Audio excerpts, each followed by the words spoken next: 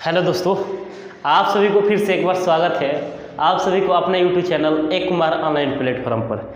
चलिए दोस्तों, आइए आज आप लोगों के समक्ष क्लास 12 के 5th लेक्चर्स लेकर आए हुए हैं आप लोगों के समक्ष, जो कि है बहुत इम्पोर्टेंट सा लेक्चर्स है बाबू। बोर्ड एग्जाम के व्यू से देखा जाए, चाहे कोई भी कॉम्पिटिटिव एग्जाम के व्यू से देखा जाए, तो यह बहुत इम्पोर्टेंस थ्योरेटिकल कंसेप्ट आज के लेक्चर्स में रहने वाला है, जो कि है ओम का नियम यानी ओम्स लॉ के बारे में हम लोग समझने वाले हैं। अब जरा यहाँ पर ध्यान देंगे बाबू, तो सबसे पहले यहाँ पर इस टॉपिक्स को स्टार्ट करने के सबसे पहले यहाँ पर हेडिंग डाल लेते हैं, उसके बाद समझेंगे। यहाँ पर क्या पढ़ने वाले हैं बाबू? ओम के नियम। ओम के नियम और इसको इंग्लिश में बोलते हैं ओम्स लॉ। ओम्स लॉ क्या बोलते हैं बाबू? Ohms law. क्या पढ़ने वाले हैं हम लोग? Ohms law. और बाबू आप लोग को पता होगा कि जो ओम साहब थे एक साइंटिस्ट थे, एक वैज्ञानिक थे। ये क्या थे? एक वैज्ञानिक थे, जो कि धारा के प्रवाह में कुछ संबंध यानी कुछ नियम प्रस्तुत किए थे। इनका नियम क्या कहता है? यदि किसी चालक तार में जब हम विद्युत धारा प्रवाहित कर देते हैं, तो उस चालक तार के सिरों पर के बीच के विभवांतर भी में बहने वाली धारा I के समानुपाती होती है, तब इसको हम बोलते हैं ओम्स लॉ। यानी जितना भी किसी भी कंडक्टर ऑफ वायर के अंदर सिरों पर के बीच के विभवांतर भी हो और उसमें बहने वाली धारा जो होती है I के समानुपाती होती है। क्या होती है? I के समानुपाती होती है। और डायरेक्टली प्रोपोर्शनल का मतलब यही होता है बाबू कि अगर हम वोल्टेज के वैल्यू को इंक्रीज करेंगे तो आपका करंट का वैल्यू भी इंक्रीज करेगा यानी बढ़ेगा। यहाँ तक कोई डाउट? तो सबसे पहले का तरीका यहाँ पर समझ लीजिए, फिगर पाइए ओम का नियम, तो सिर्फ फिगर में चुटकियों में समझ जाइएगा। तो सबसे पहले यहाँ पर कोई चालक तार लेते हैं। ये क्या है बाबू? कोई चालक तार है। जरा यहाँ पर ध्यान दीजिए, ओम का नियम तो बहुत आसानी पूर्वक से सीख जाइएगा। ये क्या है? कोई चालक तार है। तो यहाँ पर इसको मान लेते हैं चालक तार है। चालक तार है क्या है बाबू? कोई चालक तार है। और इस चालक तार को किसी बैटरी के सहारे जोड़ देते हैं। क्या करते हैं बाबू? किसी बैटरी के सहारे हम जोड़ देते हैं। लीजिए चला, कोई बैटरी के सहारे क्या किए? जोड़ दिए। तो बैटरी के अंदर कितने टर्मिनल होते हैं बाबू? यह तो कहते कहते हम हार गए हैं कि बैटरी के अंदर कितने टर्मिनल? 2। एक पॉजिटिव टर्मिनल तो दूसरा निगेटिव टर्मिनल। ये V वोल्ट की बैटरी है। V वोल्ट के बैटरी है। कितने वोल्ट की बैटरी है बाबू? बैटरी है, V वोल्ट की बैटरी है। अब जरा यहाँ पर ध्यान देंगे बाबू, अब यहाँ से आपका करंट मिलना प्रारंभ होगा। क्या मिलेगा? करंट। तो यहाँ पर करंट कितना मिलेगा बाबू? I मिलेगा। और यहाँ पर करंट कितना मिलेगा? I मिलेगा। और यहाँ पर करंट कितना मिलेगा बाबू? I मिलेगा। और बताइए यहाँ तक कोई डाउट? और इस चालक तार के जो सिरों होता है यानी इसका ऊपरी सतह होता है, एक विभवांतर को लगा देते हैं, क्योंकि विभवांतर क्या करता है? वोल्टेज को मापता है। क्या करता है बाबू?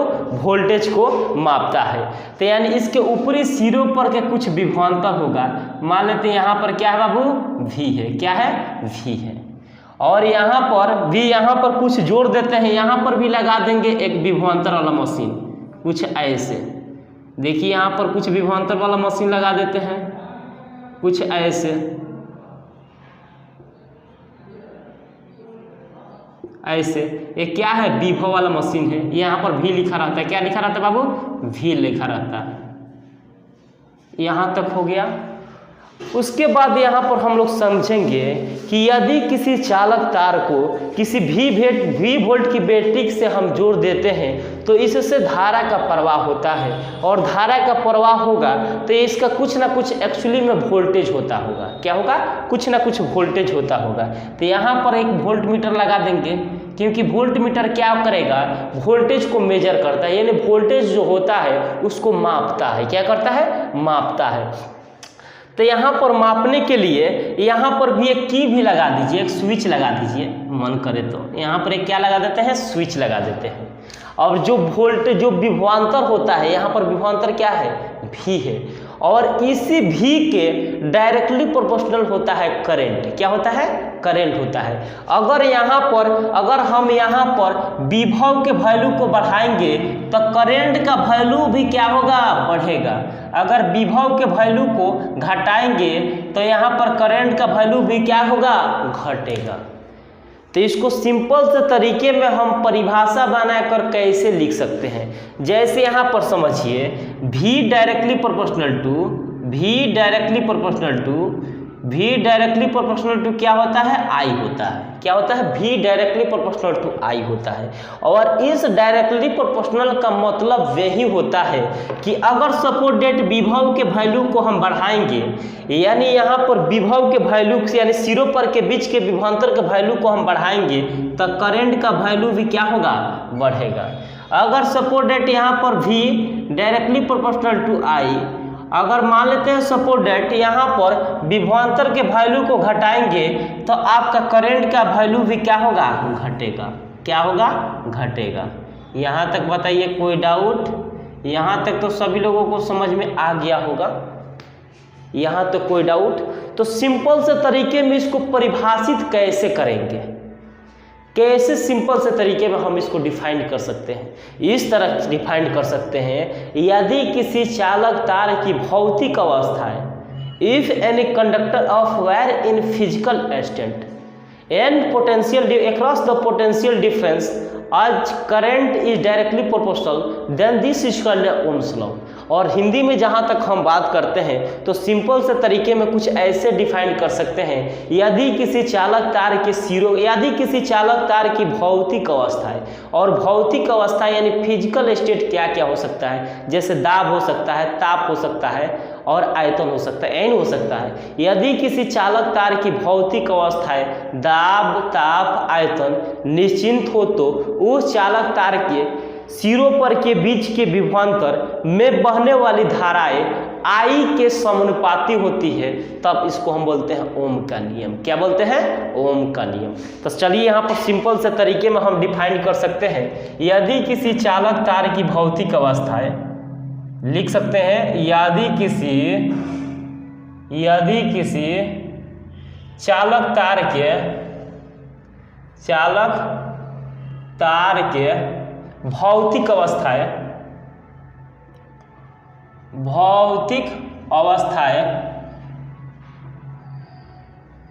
यदि किसी चालक तार के भौतिक अवस्थाएं दाब, ताप, आयतन, जैसे क्या क्या हो सकता है फिजिकल स्टेट, यहाँ पर दाब हो सकता है, इसके बाद क्या हो सकता है, ताप हो सकता है, यानी प्रेशर हो सकता है, टेम्परेचर हो सकता है, वॉल्यूम हो सकता है, और आयतन क्या हो सकता है, आयतन, दाब, ताप, आयतन में परिवर्तन न किया जाए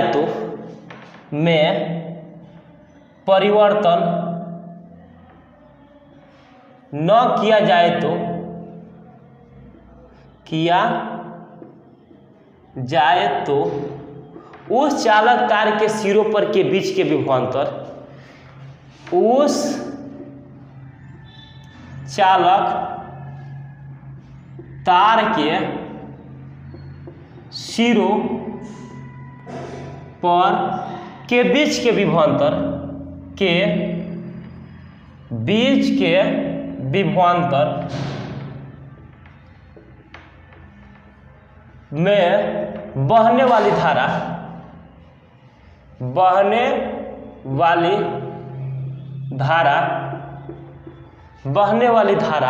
I के समानुपाती होता है, I के समानुपाती होता है,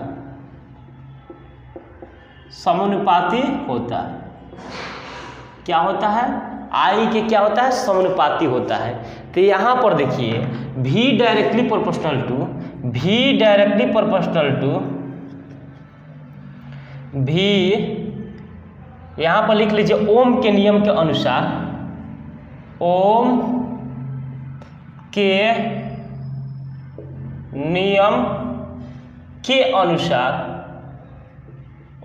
नियम के अनुसार यहाँ पर ओम साहब का नियम में ही कहता है कि जी किसी भी कंडक्टर ऑफ वायर में हम करंट दे देते हैं यानी आई दे देते हैं तो उस चालक तार में वो करंट जाता है और करंट जाने के लिए उसके ऊपरी चालक तार के ऊपरी टर्मिनल यानी ऊपरी सिरों पर एक वोल्ट मीटर लगा दिया जाता है और वोल्ट मीटर क्या करता है, वोल्टेज को मेजर करता है यानी मापता है। तो यानी जो धारा प्रवाहित हो रही है, यहाँ पर धारा कितना प्रवाहित हो रही है, आई, और सिरों पर के बीच के विभवांतर क्या है, भी, और इसी जितना वोल्टेज मिल रहा है यानी जितना वोल्टेज मेजर कर रहा है और उसी वोल्टेज का करंट डायरेक्टली प्रोपोर्शनल होता है यानी समानुपाती होता है। तो देखिए ओम के नियम से क्या होता है बाबू, भी डायरेक्टली प्रोपोर्शनल टू आई होता है। क्या होता है बाबू, डायरेक्टली प्रोपोर्शनल टू आई होता है। अगर यहाँ पर भी और इस डायरेक्टली प्रोपोर्शनल का साइन को जब भी हम हटाते हैं तो कोई ना कोई कांस्टेंट वैल्यू देकर ही यह डायरेक्टली प्रोपोर्शनल का साइन हट सकता है, नहीं तो ऐसे नहीं हट सकता है। और यहाँ पर डायरेक्टली प्रोपोर्शनल का जब भी साइन हटेगा तो कोई ना कोई कांस्टेंट वैल्यू देकर ही हटेगा, ऐसे नहीं हट सकता है। तो क्या आ सकता है, क्योंकि हम जानते हैं कि कोई भी हम चालक तार लेते हैं तो उस चालक तार का एक प्रतिरोध भी होता होगा। क्या होता होगा, प्रतिरोध भी होता होगा। तो इसका साइन को हटाएंगे तो यहाँ पर क्या आएगा, आर आएगा। तो V बराबर क्या हो जाएगा बाबू, आई आर। V बराबर क्या हो गया, आई आर। और बताइए यहाँ तक कोई डाउट, V बराबर कितना हो गया, आई आर। अब देखिए बाबू यहाँ पर R के यहाँ पर गुणा में है तो R बराबर, अगर मान लेते हैं सपोज डेट कुछ ऐसे करना चाहते हैं, ये गुणा में है I तो यहाँ पर किस में चला जाएगा, भागे में चला जाएगा। किस में चला जाएगा बाबू, भागा में चला जाएगा। और बताइए यहाँ तक कोई डाउट, यहाँ तक तो आप लोग समझ गए होंगे। और R क्या होता है बाबू, एक नियतांक होता है। नियतांक क्या होता है, एक नियतांक होता है, यानी R का वैल्यू बदल नहीं सकता है, यानी जो रेजिस्टेंस होता है उसका वैल्यू कभी बदलता नहीं, यानी एक ही समान रहेगा किसी भी कंडक्टर ऑफ वायर्स के अंदर। अब जरा यहाँ पर समझेंगे कि जो R का वैल्यू एक समान रहेगा तो क्यों रहेगा और कैसे रह सकता है, जरा सर समझा कर बताइए। तो यहाँ पर एग्जाम्पल के तौर पर अगर हम बात करते हैं बाबू, तो यहाँ पर कुछ तरीके यहाँ पर ले लेते हैं बाबू। देखिए यहाँ पर यहाँ पर समझ लीजिए बाबू, तीनों को रहने देते क्या, 1 2 3 को खंधा बना लेते हैं। अब देखिए बाबू यहाँ पे समझने का प्रयास कीजिए। ओम का नियम कुछ ऐसे समझा देंगे कि आप एक जन्म में नहीं 7 जन्म तक भुलाइएगा नहीं। अब देखिए यहाँ पर मान लेते हैं सपोज डेट V और I है, यहाँ पर V और I है, और यहाँ पर V बटा I को हम क्या बोलते हैं बाबू, R बोलते हैं। क्या बोलते हैं, R बोलते हैं। यहाँ तक कोई डाउट। अब देखिए बाबू यहाँ पर 4 को खंधा कुछ ऐसे बना लेंगे, 2 3 4 को बन गया। अगर मान लेते हैं सपोज डेट इस चालक तार के अंदर अगर मान लेते हैं यहाँ पर 1 एम्पियर की धारा दे देते हैं, कितना एम्पियर की धारा देते हैं, यहाँ पर 1 एम्पियर की धारा देते हैं, तो इसका वोल्टेज मान लेते हैं 2 वोल्ट हो, यहाँ पर कितना वोल्ट हो, 2 वोल्ट हो। अगर मान लेते हैं यहाँ पर 2 एम्पियर की धारा देते हैं, यहाँ पर कितना एम्पियर की धारा देते हैं, 2 एम्पियर की, तो यहाँ पर वोल्टेज हो जाता है, यहाँ पर देखते हैं कि वोल्टेज कितना हुआ है, तो कितना वोल्ट शो करता है, 4 वोल्ट। अगर मान लेते हैं सपोज डेट कि यहाँ पर 4 एम्पियर, और यहाँ पर मान लेते हैं 3 एम्पियर के, यहाँ पर 3 एम्पियर के करंट दे देते हैं, तो यहाँ पर देखते हैं कि विभव कितना वोल्ट हो रहा है, तो यहाँ पर शो कर रहा है 6 वोल्ट। कितना वोल्ट, 6 वोल्ट। अगर मान लेते हैं यहाँ पर 4 एम्पियर की हम धारा दे देते हैं, और उसके बाद यहाँ पर 4 एम्पियर की धारा दे दिए, उसके बाद यहाँ पर इस मीटर में यानी वोल्ट मीटर में हम आँख गड़ा कर देखते हैं कि यहाँ पर कितना वोल्ट हुआ, तो यहाँ पर शो कर रहा है 8 वोल्ट। कितना वोल्ट बाबू, 8 वोल्ट। अब जरा यहाँ पर ध्यान देंगे, आपका यहाँ पर V के वैल्यू आपका 2 है और I का वैल्यू कितना है, 1 है, तो यहाँ पर 2 बटा 1 बराबर कितना हो जाएगा, 2 हो जाएगा। कितना हो जाएगा, 2 हो जाएगा। अगर यहाँ पर 4 बटा 2 बराबर कितना हो जाएगा, 2। उसी तरह यहाँ पर 6 बटा 3 बराबर कितना हो जाएगा, 2। और इसी तरह 8 बटा 4 बराबर कितना हो जाएगा, 2। अब देखिए यहाँ पर प्रतिरोध का वैल्यू यहाँ पर कितना ओम आ रहा है, 2 ओम आ रहा है कि नहीं, यानी प्रतिरोध में कोई प्रकार का चेंज हुआ है, यानी इसका मान बदलता नहीं है, यानी प्रतिरोध एक नियत रहता है, इसका मान कभी चेंज नहीं करता है। देखिए तो यहाँ पर अगर 1 एम्पियर की धारा प्रवाहित किए तो यहाँ पर 2 ओम आया रेजिस्टेंस, अगर 2 एम्पियर की धारा प्रवाहित किए तो यहाँ पर 2 ओम आया, 3 एम्पियर की करंट फ्लो किए तो 2 ओम आया, 4 एम्पियर की धारा प्रवाहित किए तो 2 ओम ही आया। इसका मतलब यही होता है, जो रेजिस्टेंस होता है, रेजिस्टेंस एक कांस्टेंट क्वांटिटी मानी जाती है, यानी एक नियतांक क्वांटिटी मानी जाती है, इसका मान न तो घट सकता है न तो बढ़ सकता है। अब चलिए इसको नोट नहीं किए हैं तो सबसे पहले इसको नोट डाउन कर लीजिए बाबू। अब इसको मिटा देते हैं। अब ओम के नियम के कुछ ग्राफीय रूप देखने वाले हैं, चलिए इसको मिटा देते हैं। अब आगे की तरफ हम लोग बढ़ेंगे,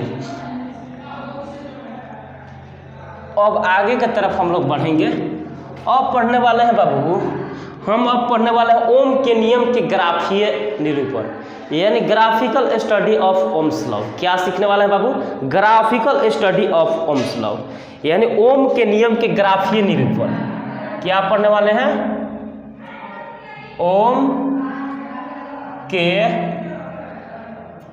नियम के ग्राफीय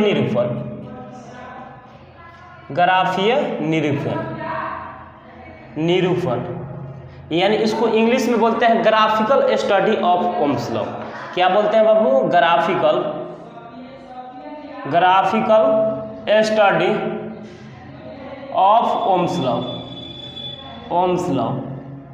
क्या पढ़ने वाला है बाबू? Graphical study of Ohm's law, यानी ओम का नियम का ग्राफिकल स्टडी क्या क्या हो सकता है। अब जरा यहाँ पर हम समझेंगे कि यहाँ पर ओम के नियम क्या होता है बाबू? V directly proportional to I होता है, एन होता है, और इस डायरेक्टली प्रोपोर्शनल के साइन को जब भी हम हटाएंगे तो कोई कांस्टेंट क्वांटिटी आएगा, तो V बराबर क्या हो जाएगा बाबू? IR हो जाएगा। क्या हो जाएगा? IR हो जाएगा। अब यहाँ पर क्लास 11th में मैथ वाले सर के पास जब भी पढ़े होंगे तो एक general equation of straight line, यानी सीधी रेखा का समीकरण आप लोग को बताए होंगे। y बराबर क्या होता है बाबू? 3D में पढ़े होंगे, y बराबर mx प्लस सी, कोऑर्डिनेट ज्यामिति में y बराबर कितना होता है बाबू? mx प्लस सी, mx प्लस क्या होता है? c, और जो m होता है स्लोप होता है, m क्या होता है बाबू? स्लोप होता है, स्लोप माने क्या होता है? ढाल, और c क्या होता है?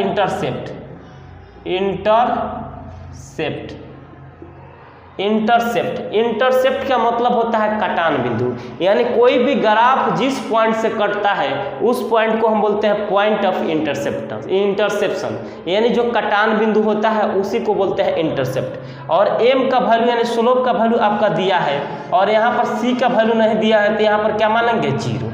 कितना मान लेंगे? 0। अब देखिए यहाँ पर इंटरसेप्शन का वैल्यू कितना है? 0 है, यानी इससे पता लग गया होगा कि ग्राफ कहाँ से कटेगा? ओरिजिन से जाएगा। कहाँ से जाएगा बाबू? ओरिजिन से पास करेगा। कहाँ से पास करेगा? ओरिजिन से। जैसे यहाँ पर समझिए, यहाँ पर ग्राफ हुआ, यहाँ पर V हो गया, और यहाँ पर क्या हो गया बाबू? I हो गया, और यहाँ पर ओरिजिन होता है कि नहीं? अब जरा यहाँ पर समझने का प्रयास करेंगे बाबू। यहाँ पर ग्राफ कहाँ से कट रहा है? ओरिजिन से कट रहा है। कहाँ से कट रहा है बाबू? ओरिजिन से कट रहा है। कहाँ से कट रहा है? ओरिजिन से कट रहा है। और यहाँ पर V directly proportional to I, और V बराबर क्या हो जाएगा बाबू? IR, और यहाँ पर Y बराबर mx प्लस c से क्या कर देंगे? कंपेरिजन कर देंगे, तो यहाँ पर क्या जोड़ना पड़ेगा? 0। और यहाँ पर कुछ ना कुछ कोण बनेगा। यहाँ पर कितना कोण बनेगा बाबू? थीटा। कितना कोण बनेगा? थीटा। उसके बाद यहाँ पर इसके बीच एक लंबवत लाइन खींच देंगे, तो यह किसको इंडिकेट कर रहा है? लंब आपका करंट को इंडिकेट कर रहा है, और आधार किसको इंडिकेट कर रहा है? यानी सिरों पर के बीच के विभवांतर को इंडिकेट कर रहा है कि नहीं? तो यहाँ पर टेन थीटा बराबर कितना होता है बाबू? टेन थीटा बराबर क्या होता है? लंब बटा आधार, और लंब कितना है बाबू? I है, और आधार कितना है? V है। कितना है? I है, V है। और ऐसे लिख सकते हैं कि नहीं? तो यह ग्राफ का जो आकार होगा यह सीधी रेखा का होगा। कहाँ? कौन सा रेखा का होगा बाबू? सीधी रेखा का होगा। तो ग्राफ की आकृति क्या होगा? तो यहाँ पर लिख लेंगे ग्राफ के आकृति सीधी रेखा में होगा। कौन सा रेखा में होगा? सीधी रेखा में होगा। यानी जो ग्राफ का आकार होगा यह स्ट्रेट लाइन होगा। क्या होगा बाबू? स्ट्रेट लाइन होगा। यहाँ तो कोई डाउट, यहाँ तक तो समझ में आ गया होगा। अगर यहाँ पर पहला एग्जाम्पल जो कि नीट में भी पूछ चुका है और IIT में भी पूछ सकता है, पूछ दिया है। यहाँ पर नीट का क्वेश्चन है बाबू, यह नीट का कुछ ग्राफ है ओम का नियम का। तो कुछ ऐसे है, जरा यहाँ पर समझिए। निम्नलिखित में से कौन सा ग्राफ सत्य है? निम्न में से कौन सा ग्राफ सत्य है? सत्य है। ऑप्शन में आपका दे दिया है ए, यहाँ पर ऑप्शन में दे दिया है बाबू RA greater than RB, B में दे दिया है बाबू RA less than RB, C में दे दिया है आपका RA बराबर दे दिया है RB, और डी में दे दिया है NOT यानी नॉन ऑफ दीज। और यहाँ पर निम्न में से कौन सा ग्राफ सत्य है? और ग्राफ का आकृति कुछ ऐसे दिया है बाबू, देखिए यहाँ पर O क्योंकि ओरिजिन होता है, और यहाँ पर V होता है, और यहाँ पर क्या होता है बाबू? I होता है। अब देखिए ग्राफ की आकृति कुछ ऐसे दिया है, ऐसे दिया है। इसको मान लिया है VA मान लिया है, इसको मान लिया है VB मान लिया है, कुछ ऐसे। और पूछ रहा है कि निम्न में से कौन सा ग्राफ सत्य होगा। तो क्या देखकर बता सकते हैं? बता सकते हैं कि नहीं? ये नहीं बता सकते हैं बाबू। अगर यहाँ पर ग्राफिकल स्टडी जब हम क्लास 11th में भी पढ़े होंगे ग्राफ, तो उस टाइम भी ये बताए थे ग्राफ, तो उस टाइम अगर पढ़े होंगे तो देखते देखते आंसर दिख रहा होगा। अब जरा यहाँ पर समझना पड़ेगा, एंगल से पकड़ना पड़ेगा। कहाँ से? एंगल से, यानी tan थीटा से। अब जरा यहाँ पर समझिए, यहाँ से लेके यहाँ तक एंगल मान लेते हैं, यहाँ पर थीटा बन रहा है। क्या बन रहा है बाबू? थीटा। यहाँ पर कितना बन रहा है? थीटा बन रहा है। और यहाँ से लेके यहाँ तक मान लेते हैं ये थीटा बन रहा है, तो यहाँ क्या बनेगा? थीटा डैश बनेगा। बनेगा कि नहीं? और आपसे हम पूछेंगे कि थीटा डैश वाला एंगल बड़ा होगा कि थीटा वाला एंगल बड़ा होगा।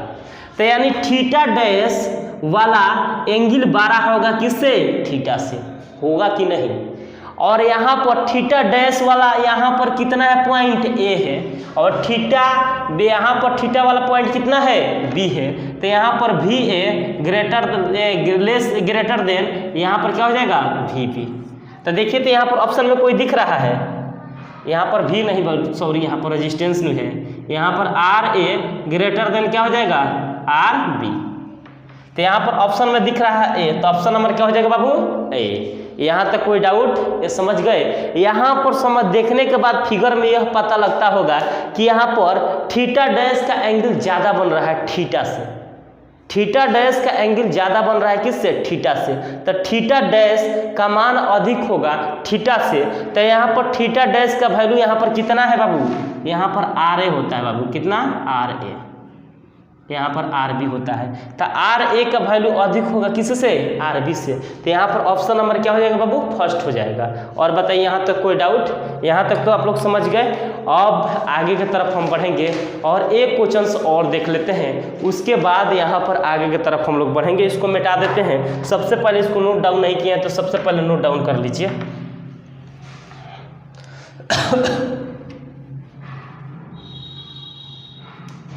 अगला एग्जाम्पल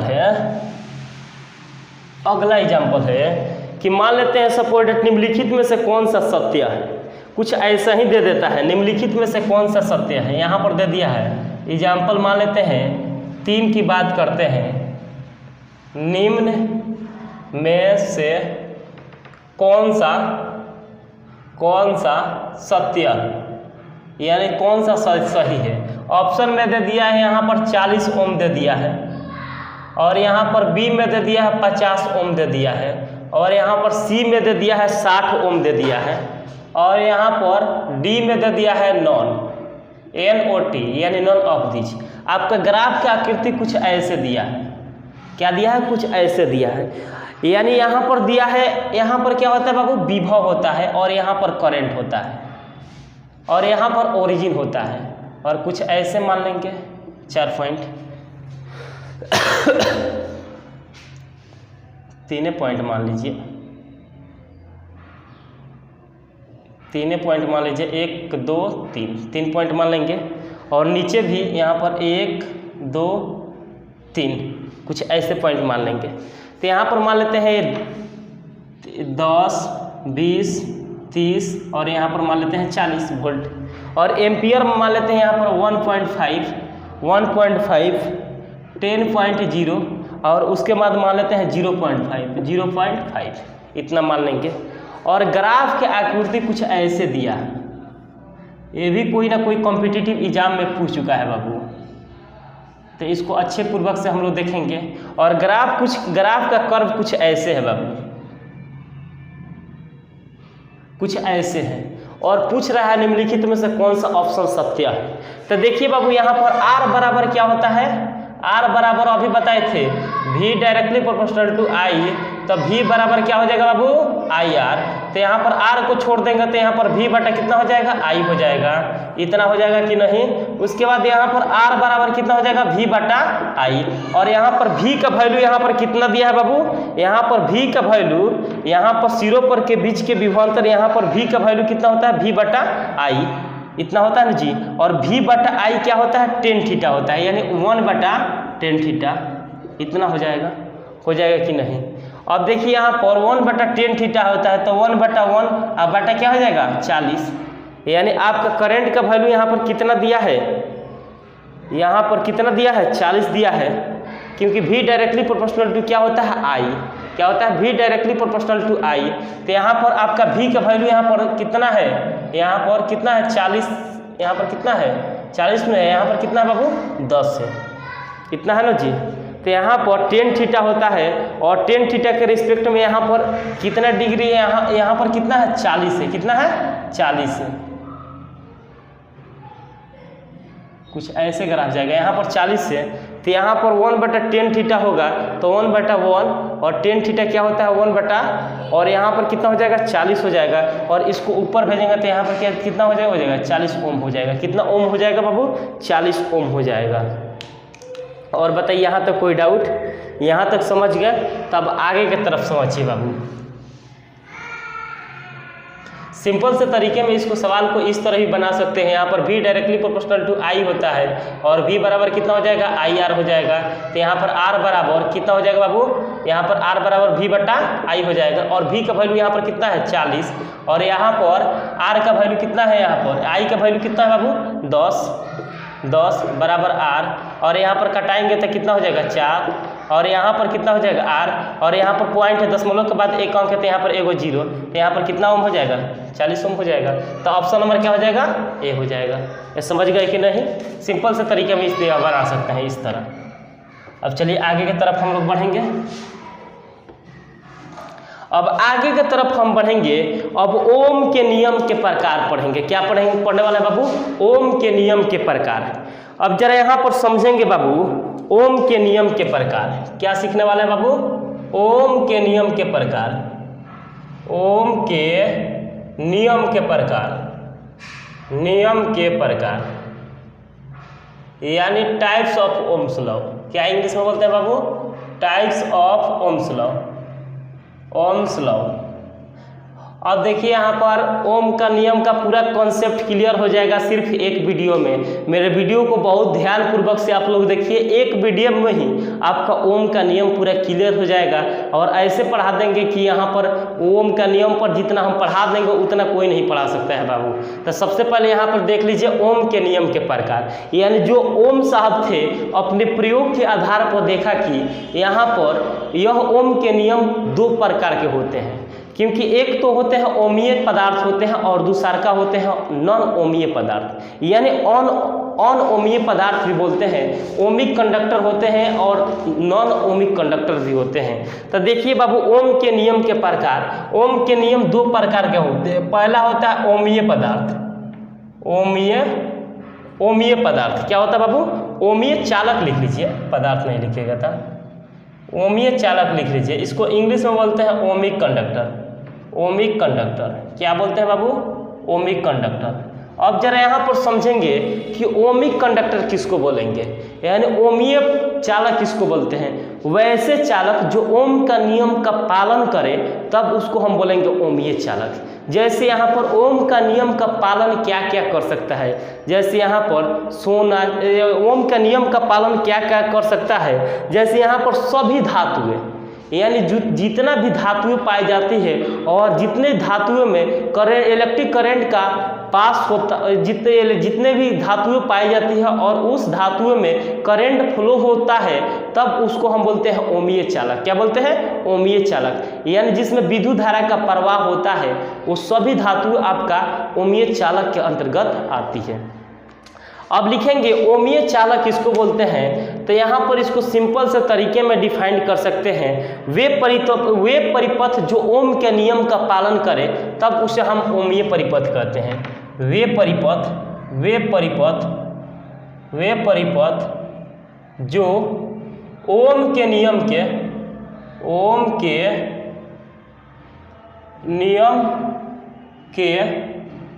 वे परिपथ जो ओम के नियम के पालन करे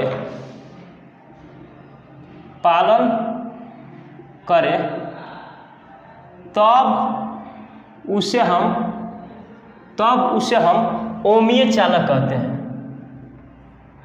ओमीय चालक कहते हैं।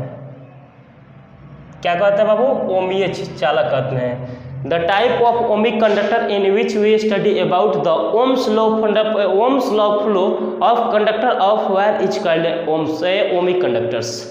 यहाँ तक तो सीख गए। वे परिपथ जो ओम का नियम के पालन करे तब उसे हम क्या कहते हैं? ओमीय चालक कहते हैं। अब जरा यहाँ पर समझेंगे कि ओमीय चालक क्या क्या हो सकता है। अगर एग्जाम्पल की हम बात करेंगे तो यहाँ पर लिख सकते हैं एग्जाम्पल फर्स्ट में सभी धातुएं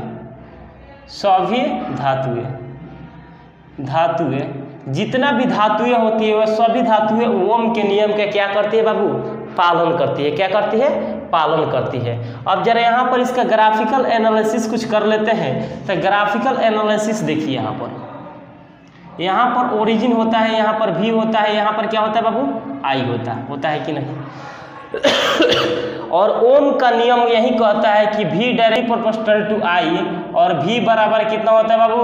IR और Y बराबर mx प्लस C और यहाँ पर क्या जोड़ देते हैं? C। और इसको ग्राफ क्या होता है बाबू? C इंडिकेट करता है यहाँ पर 0, यानी 0 से यह ग्राफ कटेगा तो यह जो ग्राफ का आकृति होगा यह स्ट्रेट लाइन होगा। कहाँ पर होगा बाबू? स्ट्रेट लाइन होगा, यानी सीधी रेखा में होगा। यहाँ तक तो समझ में आ गया। यानी जो ग्राफ की आकृति होगा ओमीय चालक में क्या होगा? सीधी रेखा में होगा। तो यहाँ पर लिख लेंगे graphical study of Ohm's law in straight line path. English में लिख दें चाहे हिंदी में लिख लेते हैं। ओम के नियम के ग्राफ ओमीय चालक के ग्राफ सीधी रेखा में होता है। सीधी रेखा में होगा। कौन सा रेखा में होगा? सीधी रेखा में होगा। यहाँ तक कोई डाउट? अब दूसरा का पॉइंट हम पढ़ने वाले हैं बाबू अनओमीय पदार्थ, ओमीय चालक। और अनओमीय चालक को हम इंग्लिश में बोलते हैं नॉन ओमिक कंडक्टर। क्या बोलते हैं? Non ohmic conductor. और नॉन ओमिक कंडक्टर क्या होता है? वैसे पदार्थ जो ओम के नियम के पालन नहीं करते हैं वैसे पदार्थ को हम बोलते हैं नॉन ओमीय पदार्थ, यानी अनओमीय पदार्थ। द टाइप ऑफ अनओमिक कंडक्टर और the type of non ohmic conductor in which we study about the does not flow of Ohm's law, then this is called non-ohmic conductors। यानी वैसे पदार्थ जो ओम के नियम के पालन नहीं करते हैं तब उसे हम नॉन ओमीय पदार्थ कहते हैं। यहाँ पर लिख लेंगे वैसे पदार्थ, वैसे वे परिपथ, चाहे यहाँ पर लिख लेंगे वे परिपथ जो ओम के नियम के पालन, ओम के नियम के पालन नहीं करते हैं तब उसे हम अनओमीय पदार्थ कहते हैं, अनओमीय पदार्थ कहते हैं, अनओमीय चालक कहते हैं, चालक कहते हैं, चालक कहते हैं, अनओमीय चालक कहते हैं। और कौन से इस संसार में यानी इस वर्ल्ड में कौन से पदार्थ हैं जो कि ओम के नियम के पालन नहीं करते हैं। अब जरा यहाँ पर ध्यान देने वाली बात है बाबू, यहाँ पर एग्जाम्पल अगर फर्स्ट की हम बात करते हैं, ग्राफिकल स्टडी करके दिखाएंगे, तो यहाँ पर मान लेते हैं पहल का हो जाएगा बाबू डायोड। क्या हो जाएगा? डायोड। डायोड एक ऐसा क्वांटिटी होती है, यह डायोड एक ऐसा सब्सटेंस होता है जो कि ओम के नियम का पालन नहीं करता है। और दूसरा का एग्जाम्पल हम बात कर लेते हैं एलईडी। क्या बात कर लेते हैं बाबू? एलईडी। और एलईडी का फुल फॉर्म होता है लाइट इमिटेड डायोड, यानी प्रकाश उत्सर्जन डायोड भी इसको कहते हैं। यह मॉडर्न फिजिक्स में हम पढ़ाएंगे कि एलईडी क्या होता है, फोटो डायोड क्या होता है, फोटो सेल क्या होता है, सब पढ़ेंगे बाबू। आप देखिए यहाँ पर कुछ ग्राफिकल स्टडी कर लेते हैं डायोड के रूप में। किसके रूप में? यह मान लेते हैं V, और यहाँ पर क्या होता है बाबू? I होता है, यहाँ पर ओरिजिन होता है। यह डायोड का ग्राफ खींचते हैं। किसका बाबू? डायोड का। तो डायोड का ग्राफ कुछ ओरिजिन से कुछ ऐसे जाता है बाबू, कुछ ऐसे जाएगा। तो यह समझ जाएंगे कि यह किसका ग्राफ है बाबू? नॉन ओमिक कंडक्टर का है। किसका ग्राफ है? नॉन ओमिक कंडक्टर का है, यानी अनओमीय चालक का है, यानी डायोड का ग्राफ। अगर मान लेते हैं एलईडी का ग्राफ आए, यहाँ पर V होगा और यहाँ पर क्या होगा बाबू? I होगा, और यहाँ पर ओरिजिन होगा यानी मूल बिंदु होगा, और यहाँ पर तो समझ गए। और यहाँ पर किसका ग्राफ खींचने वाला है बाबू? LED का, यानी लाइट इमिटेड डायोड। LED का फुल फॉर्म क्या होता है? Light emitted diode. इसको हिंदी में हम बोलते हैं प्रकाश उत्सर्जन डायोड। अगर इसका ग्राफ की हम बात करेंगे तो इसका ग्राफ के नेचर्स कुछ ऐसे होंगे। क्या होंगे? कुछ ऐसे होंगे। अगर यहाँ पर ऐसे ग्राफ आप लोग देखिएगा तो समझ जाइएगा इसका ग्राफ की आकृति क्या है। यहाँ पर नॉन ओमीय कंडक्टर का है। किसका है? नॉन ओमीय कंडक्टर का है, लेकिन यहाँ पर एलईडी के रिस्पेक्ट में है। और यहाँ पर इसका ग्राफ देखिएगा तो यहाँ पर कर्व टाइप के, इसको हम बोलते हैं डिक्रीजिंग ऑर्डर। क्या बोलते हैं? Decreasing order, decreasing order. और इसको बोलते हैं इंक्रीजिंग ऑर्डर, इंक्रीजिंग ऑर्डर।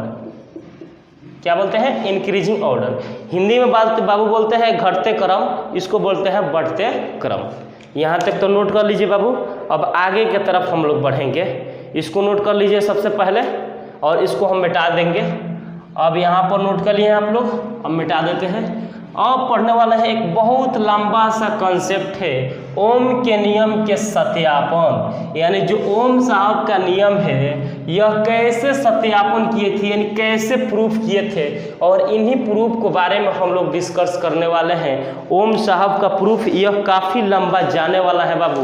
तो ओम साहब के प्रूफ को हम सबसे पहले प्रूफ करेंगे। अब ओम के नियम के सत्यापन, यानी इसको इंग्लिश में बोलते हैं वेरिफिकेशंस ऑफ ओम्स लॉ, यानी ओम के नियम के सत्यापन। अब जरा यहाँ पर ध्यान देंगे, ओम का नियम का सत्यापन हम लोग कैसे करेंगे, वो भी सिंपल से तरीके में। अब जरा यहाँ पर ध्यान देंगे, यहाँ पर सबसे पहले यहाँ पर हेडिंग डाल लेते हैं ओम के नियम के सत्यापन। ओम, हाँ तो चलिए बाबू, अब देखने वाले हैं ओम के नियम के सत्यापन, यानी वेरिफिकेशंस ऑफ ओम्स लॉ के बारे में हम लोग डिस्कस करने वाले हैं। तो चलिए मेरे प्यारे दोस्तों, अब स्टार्ट करते हैं। तो सबसे पहले यहाँ पर हेडिंग डाल लेते हैं ओम के नियम के सत्यापन। ओम के नियम के सत्यापन, सत्यापन इसको इंग्लिश में बोलते हैं verification, verification of Ohm's law, Ohm's law, verifications of Ohm's law, यानी जो ओम का नियम होता है और इस ओम के नियम को कैसे हम लोग वेरीफाई करते हैं। अब जरा यहाँ पर समझिए बाबू, यहाँ पर मान लेते हैं कोई चालक तार है, एक क्या है मान लेते हैं कुछ पलों के लिए समझिए कोई चालक तार है। क्या है? कोई चालक तार है। ये क्या है बाबू? चालक तार है, चालक तार है। और इस चालक तार के एक्चुअली में कुछ लंबाई होगा, मान लेते हैं यहाँ पर L लंबाई है। क्या है बाबू? L लंबाई है। और इस चालक तार को किसी बैटरी के सहारे हम जोड़ देते हैं। किसको जोड़ देते हैं? चालक तार को किसी बैटरी के सहारे जोड़ देते हैं। तो बैटरी में कितने टर्मिनल लगे रहते हैं? 2, एक पॉजिटिव दूसरा निगेटिव। यहाँ पर मान लेते हैं V वोल्ट की बैटरी है। कितने वोल्ट की बैटरी है? V वोल्ट के बैटरी है। कितने वोल्ट की बैटरी है बाबू? V वोल्ट की बैटरी है। अब जरा यहाँ पर समझेंगे, कभी भी धारा का प्रवाह होता है तो पॉजिटिव टर्मिनल से होता है। यहाँ पर पॉजिटिव टर्मिनल से होगा, इधर से तरफ होगा, फिर यहाँ पर इधर की तरफ करंट बहेगा कि नहीं। और जब बहेगा तो यहाँ पर चेक करेंगे तो इस चालक तार के अंदर कुछ करंट होने के बावजूद इसका वोल्टेज भी होगा। मान लेते हैं यहाँ पर इसके सिरों पर के बीच के विभवांतर क्या हो? V हो। क्या हो बाबू? V हो। यहाँ तक तो आप लोग समझ गए। और यहाँ पर इसके अंदर कुछ इलेक्ट्रिक फील्ड की दिशा कुछ इधर की तरफ होती है, यानी E का डायरेक्शन। अब देखिए यहाँ पर वेरीफाई कैसे करते हैं, और लिखेंगे चूंकि हम जानते हैं कि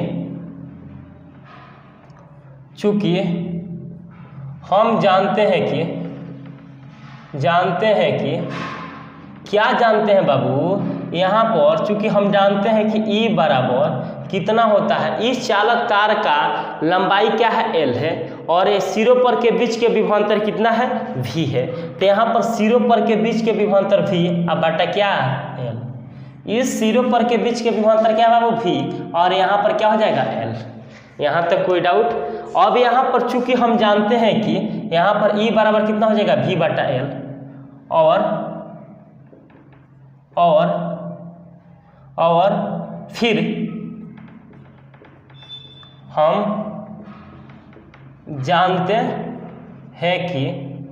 फिर हम जानते हैं कि F बराबर कितना होता है बाबू? QE होता है। F बराबर कितना होता है बाबू? QE होता है। अब जरा यहाँ पर ध्यान देंगे, F बराबर, और इस चालक तार के अंदर बहुत सारे फ्री इलेक्ट्रॉन्स होते हैं जो रेंडमली जिग जैग मोशन में घूमते रहते हैं। कौन सा इलेक्ट्रॉन से? फ्री इलेक्ट्रॉन से। कौन सा इलेक्ट्रॉन से बाबू? फ्री इलेक्ट्रॉन से, जो कि रेंडमली जिग जैग मोशन के साथ रिमूव करते रहते हैं, यानी घूमते रहते हैं। तो यहाँ पर Q के जगह पर यहाँ पर क्या हो जाएगा? E हो जाएगा, और यहाँ पर क्या है? E हो। अब देखिए यहाँ पर इक्वेशन इसको मान लेंगे फर्स्ट। क्या मान लेंगे बाबू? फर्स्ट। कोई डाउट? अब देखिए यहाँ पर समीकरण फर्स्ट में, यानी समीकरण 1 में E का मान रखने पर, अब लिखेंगे बाबू समीकरण 1 में E के मान रखने पर, E के मान रखने पर। अब समीकरण 1 क्या है बाबू? यही न है आपका F बराबर कितना है बाबू? E और E, और यहाँ पर F बराबर E, और यहाँ पर E का वैल्यू कितना आया हुआ है? V बटा कितना? L, इतना आया हुआ है। और F बराबर हम कितना जानते हैं बाबू? F बराबर कितना जानते हैं आप लोग? MA, और F के जगह पर कितना लिख सकते हैं? MA, और बराबर EV बटा यहाँ पर क्या? L, और यहाँ पर A का वैल्यू यहाँ से निकल जाएगा, तो यहाँ पर EV बटा यहाँ पर क्या है? गुणा में तो भागा में चला आएगा, यानी A का वैल्यू आपका निकल गया। इक्वेशन क्या मानेंगे बाबू? सेकेंड, यानी EV बटा कितना हो गया? M। और बताइए यहाँ तक कोई डाउट बाबू? यहाँ तक डाउट नहीं है तो आगे भी कोई प्रकार की डाउट नहीं होगा। इसको सबसे पहले नोट कर लीजिए बाबू। अब इसको मिटाएंगे, लेकिन समीकरण 2 को याद करके रखिएगा, EV बटा M। अब देखिए यहाँ पर इसको मिटा देते हैं, कैसे कि इतना लंबा डेरिवेशन से कि एक बोर्ड में तो अटवे नहीं करेगा बाबू। अब देखिए यहाँ पर औसत वेग बराबर औसत अनुगमन वेग, गमन वेग, और औसत अनुगमन वेग बराबर क्या होता है? यानी औसत दो ड्रिफ्ट वेलोसिटी का वैल्यू क्या होता है? यानी अनुगमन वेग को हम Vd से निरूपित करते हैं, और वेलोसिटी क्या हो जाएगा? Vd1 प्लस यहाँ पर क्या हो जाएगा? Vd2 प्लस यहाँ पर डट डट डट क्या हो जाएगा? V, यहाँ पर V1 मान लेंगे, यहाँ पर क्या मान लेंगे? V2 मान लेंगे, V2। उसके बाद यहाँ पर Vn और Dn हो जाएगा, और सभी के बाटा में क्या मान लेते हैं? n मान लेते हैं। क्या मान लेते हैं बाबू? n, क्योंकि हम लोग जानते हैं कि यहाँ पर जितने भी वेलोसिटी होंगे उस चालक तार के अंदर, क्योंकि हम जानते हैं कि चालक तार के अंदर बहुत सारे फ्री इलेक्ट्रॉन्स पाए जाते हैं, और वह फ्री इलेक्ट्रॉन्स एक रैंडमली जिग जैग मोशन में कुछ वेलोसिटी के साथ रिमूव करते हैं, यानी कुछ ना कुछ वेलोसिटी होगा, और यहाँ पर कितना इलेक्ट्रॉन्स होंगे, यानी इलेक्ट्रॉनों का कुछ ना कुछ संख्या होगा, तो उससे क्या कर देते हैं? वेरीफाई करने के लिए भाग देते हैं इलेक्ट्रॉनों की संख्या से। तो यहाँ पर वी डी बराबर कितना हो जाएगा, V D one plus V D two plus dot dot dot V N D N, इतना हो जाएगा। उसके बाद जरा यहाँ पर ध्यान देंगे बाबू, वी डी बराबर एक फॉर्मूला जानते होंगे बाबू, वी बराबर क्या होता है, you plus A T. Class 11th में जब मोशन हम पढ़ाए थे, मोशन ऑन स्ट्रेट लाइन यानी सीधी रेखा का जो समीकरण होता है बाबू, ये पढ़ाए थे। यू बराबर वी बराबर होता है यू प्लस ए टी। तो यहाँ पर वी के जगह पर क्या हो जाएगा, यू वन प्लस क्या हो जाएगा, ए टी वन। फिर यहाँ पर क्या, फिर प्लस का साइन देंगे, यहाँ पर क्या हो जाएगा यू टू प्लस यहाँ पर क्या हो जाएगा ए टी टू, फिर प्लस का साइन देंगे। उसके बाद डॉट डॉट डॉट क्या हो जाएगा बाबू, यहाँ पर U N plus A T N, इतना हो जाएगा कि नहीं। और बताइए यहाँ तक कोई डाउट। अब सभी के बाटा में क्या मान लेंगे, एन। अब देखिए बाबू यहाँ पर वी डी बराबर और यहाँ पर कोई कॉमन करने वाला चीज दिख रहा है क्या, तो बाबू यहाँ पर कॉमन कर सकते हैं यू वन प्लस क्या लिख लेंगे, U two, U one plus U two plus यहाँ पर dot dot dot dot U N, इतना कॉमन कर लेंगे। और सभी के बाटा में क्या है, एन। उसके बाद यहाँ पर ए है, तो ए दो यहाँ पर बहुत जगह है, तो ए को कॉमन कर लेंगे, तो यहाँ पर क्या बचेगा, T one plus T two plus dot dot dot T N, और सभी के बाटा में क्या हो जाएगा, एन। इतना लिख सकते हैं। यहाँ पर प्लस है तो यहाँ पर क्या लिख दें, प्लस का साइन। यहाँ तक बताइए कोई डाउट। अब देखिए बाबू यहाँ पर वी डी बराबर और यहाँ पर बहुत सारे चालक तार के अंदर बहुत सारे फ्री इलेक्ट्रॉन्स पाए जाते हैं, और वह फ्री इलेक्ट्रॉन्स के अंदर बहुत सारे यानी उस कंडक्टर ऑफ वायर के अंदर बहुत सारे एटम मौजूद होते हैं, और एटम का वर्क यही होता है कि फ्री इलेक्ट्रॉन्स को अपने अंदर एब्जर्व कर लेते हैं। तो एब्जर्व करने की वजह से उसका वेलोसिटी क्या हो जाता है, शून्य के बराबर हो जाता है। ये बता चुके हैं, फ्री इलेक्ट्रॉन्स को एटम अपने अंदर एब्जर्व कर लेंगे, जब एब्जर्व कर लेंगे तो उसका वेलोसिटी क्या हो जाएगा, जीरो के बराबर हो जाएगा। वी बराबर यहाँ पर यू प्लस क्या हो जाएगा, ए टी, और यहाँ पर एटम एब्जर्व कर लेंगे तो यहाँ पर जीरो हो जाएगा, प्लस क्या हो जाएगा, ए टी। और यहाँ पर वी डी बराबर यहाँ पर कितना हो जाएगा, ए का वैल्यू अभी कितना आया था बाबू, ई वी बाटा कितना आया था बाबू, यहाँ पर एम और यहाँ पर एल आया था, इतना आया था ना जी। अब बगल में क्या, टी, इतना आया था कि नहीं। और इसको इक्वेशन मान लेंगे, वहाँ पर कितना मांगे थे, 2, और इसको मान लेंगे 3, समीकरण 3 मान लेंगे। कोई डाउट।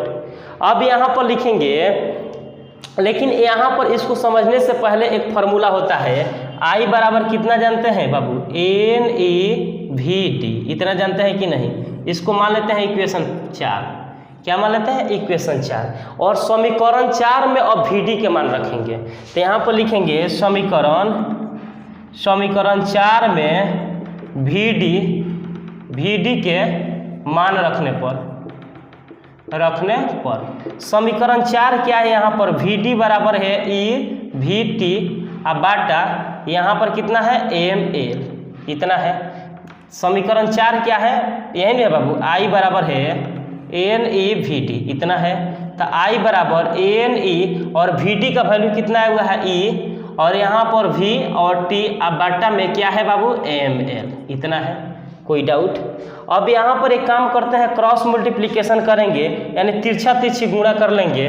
तो यहाँ पर कितना हो जाएगा बाबू, यहाँ पर कितना हो जाएगा, एन ई, और ई में ई से गुणा करेंगे तो एन ई स्क्वायर, और यहाँ पर वी टी बराबर यहाँ पर कितना हो जाएगा, आई एम एल, इतना हो जाएगा। अब जरा यहाँ पर ध्यान देंगे बाबू, यहाँ पे वी, यहाँ पर भी है तो भी, और यहाँ पर गुणा में है तो यहाँ पर भागा में भेज देंगे, और यह गुणा में है तो यहाँ पर एम एल बचेगा, और यह गुणा में है तो भागा में चला जाएगा, एन ई स्क्वायर है यहाँ पर वी टी, इतना लिख सकते हैं कि नहीं। और बताइए यहाँ तक कोई डाउट। और वी बटा आई क्या होता है, आर के बराबर होता है। किसके बराबर होता है, आर के बराबर होता है। तो एम एल बाटा यहाँ पर क्या हो जाएगा, एन ई स्क्वायर, और यहाँ पर क्या हो जाएगा, वी टी। बताइए यहाँ तक कोई डाउट बाबू, यहाँ तक तो आप लोग समझ गए होंगे। अब यहाँ पर एक मुख्य बात आता है, यहाँ पे अब आर का सूत्र क्या होता है। अभी हम जब प्रतिरोध तथा प्रतिरोधकता पढ़ाए थे बाबू, तो आर का सूत्र आप लोग को बताए थे। यहाँ पर आर का सूत्र होता है बाबू, यहाँ पर रो एल बटा ए बराबर यहाँ पर होता है एम एल बटा एन ई स्क्वायर, और यहाँ पर क्या हो जाएगा, वी टी, इतना हो जाएगा। अब देखिए यहाँ पर कोई कटने वाला चीज देख रहा है, एल से एल क्या हो जाएगा, कैंसिल हो जाएगा। उसके बाद यहाँ पर एरिया से एरिया क्या हो जाएगा, एरिया से एरिया क्या हो जाएगा, NEAVD, यहाँ पर होता है बाबू NEAVD। अब बताइए यहाँ पर एरिया से एरिया क्या हो जाएगा, कैंसिल हो जाएगा, NEAVD होता है बाबू, NEAVD होता है, NEAVD। और यहाँ पर एरिया से एरिया भी क्या हो जाएगा, कैंसिल हो जाएगा। तो कैंसिल हो जाएगा तो यहाँ पर रो बराबर कितना आ गया बाबू, रो बराबर कितना आ गया, m बचा, और यहाँ पर NE², और यहाँ पर कितना बचा बाबू, टाउ टी, यहाँ पर कितना बचा, टाउ टी, और यहाँ पर टाउ टी बचा, और यहाँ पर भी नहीं रहेगा बाबू, कि भी तो हम तो बाटा में उतार दिए हैं, यहाँ पर इधर की तरफ ले लिए हैं, तो भी थोड़ी रहेगा, नहीं रहेगा। और बताइए यहाँ तक कोई डाउट, तो यहाँ पर रो बराबर कितना हो जाएगा बाबू, m बटा NE² और क्या हो जाएगा, t हो जाएगा। इतना हो जाएगा कि नहीं। अब बताइए पदार्थ का प्रतिरोधकता का वैल्यू कितना आ गया, यहाँ पर पदार्थ के प्रतिरोधकता के मान कितना आ गया बाबू, यहाँ पर रो बराबर कितना आ गया, m बटा NE² और यहाँ पर टाउ टी, इतना हो गया। अब आपका ओम के नियम का क्या हो गया, प्रूफ हो गया। क्या हो गया बाबू, प्रूफ हो गया। और बताइए यहाँ तक कोई डाउट, यहाँ तक तो आप लोग को समझ में आ गया होगा। अब आगे की तरफ हम बढ़ेंगे, तो आगे की तरफ यहाँ पर बढ़ेंगे तो अब यहाँ पर एक लास्ट हेडिंग है, ओम के नियम के सदिश रूप। अब क्या देखने वाला है, इसको नोट कर लीजिए बाबू, ओम के नियम के अपसदिश रूप को देखने वाले हैं। किसको, ओम के नियम के सदिश रूप। अब पढ़ने वाले हैं ओम के नियम के सदिश रूप।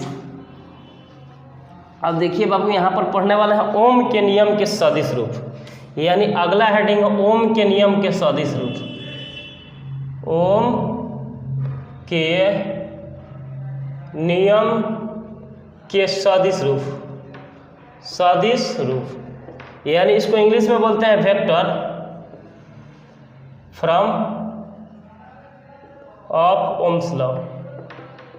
Vector from of Ohm's law क्या देखने वाले हैं, vector from of Ohm's law. अब जरा यहाँ पर ध्यान देंगे बाबू, आर बराबर कितना जानते हैं बाबू, रो एल बटा क्या जानते हैं बाबू, ए जानते हैं, रो एल बटा ए, इतना तो हम लोग जानते होंगे। अब यहाँ पर आर बराबर क्या होता है बाबू, वी बटा आई होता है, इतना तो जानते होंगे।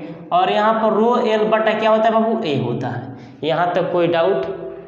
और यहाँ पर वी बटा आई अभी हम बताए थे, वी बटा जो आई होता है यह किसके बराबर होता है, वी बटा, यहाँ पर वी बटा आई होगा। अब जरा यहाँ पर समझेंगे कि वी बटा आई होता है आर के बराबर होता है, लेकिन यहाँ पर एक काम करते हैं बाबू, यहाँ पर वी और जो एल है यहाँ पर बाटा में ले लेंगे और बराबर आई को उधर के तरफ हम भेज देंगे, तो रो आई अब बाटा क्या हो जाएगा, इस तरह कर सकते हैं कि नहीं। और देखिए वी बटा एल किसके बराबर होता है बाबू, ई के बराबर होता है। किसके बराबर होता है, ई के बराबर होता है। और उसके बाद यहाँ पर रो और आई बटा ए क्या होता है बाबू, जे के बराबर होता है, यानी जे कैप के बराबर होता है। किसके बराबर होता है, जे कैप के बराबर होता है। तो ई बराबर क्या हो जाएगा, रो जे हो जाएगा। तो रो क्या होता है 1 बटा, यानी प्रतिरोधकता क्या होता है 1 बटा, यहाँ पर ई बराबर कितना हो गया बाबू, यहाँ पर रो जे, और इसी को हम बोलते हैं ओम के नियम के सदिश रूप। अब जरा यहाँ पर देखेंगे, ई को हम लोग क्या बोलते हैं, विद्युत क्षेत्र। ई को क्या बोलते हैं, विद्युत क्षेत्र। और इसका SI मात्रक वोल्ट पर मीटर भी होता है, न्यूटन पर कूलम भी होता है। अब देखिए यहाँ पर रो को क्या बोलते हैं, प्रतिरोधकता,